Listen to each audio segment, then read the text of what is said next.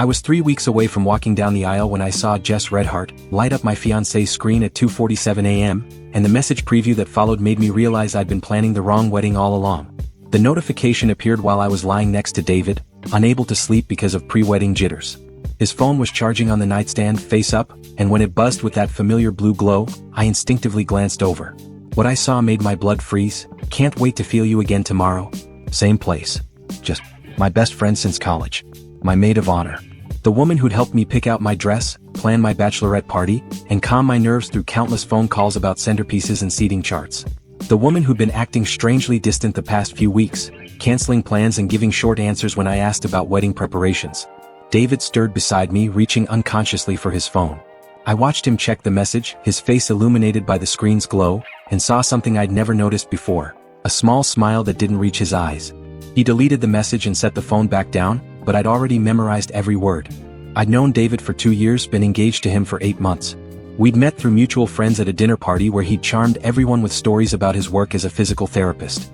He was kind, stable, the opposite of the chaotic relationships I'd had in my 20s. When he proposed on my 32nd birthday, I'd said yes because it felt like the right next step, the sensible choice. My parents loved him. My friends envied me. Jessica had squealed with excitement and immediately started planning engagement party ideas. Jessica. We'd been inseparable since freshman year at Northwestern, bonded over late-night study sessions and shared dreams of moving to Chicago after graduation. She'd been there through my father's cancer diagnosis, my mother's breakdown, my string of failed relationships. I'd been her maid of honor 3 years ago when she married Mark, and now she was returning the favor. We joked that we were like sisters, that nothing could ever come between us. Looking at David's peaceful face in the darkness, I tried to rationalize what I'd seen. Maybe it was innocent. Maybe feel you again meant something else. A massage since he was a physical therapist? Maybe same place referred to some professional appointment I didn't know about? But even as I constructed these explanations, I knew they were lies I was telling myself to avoid facing the truth. I spent the rest of the night staring at the ceiling, replaying every interaction I'd had with both of them over the past few months. Jessica's sudden interest in fitness, her new gym membership at the same place David worked out. The way she'd started dressing differently, wearing perfume I didn't recognize. How she'd been the one to suggest we move the bachelorette party up a week because she had work conflicts.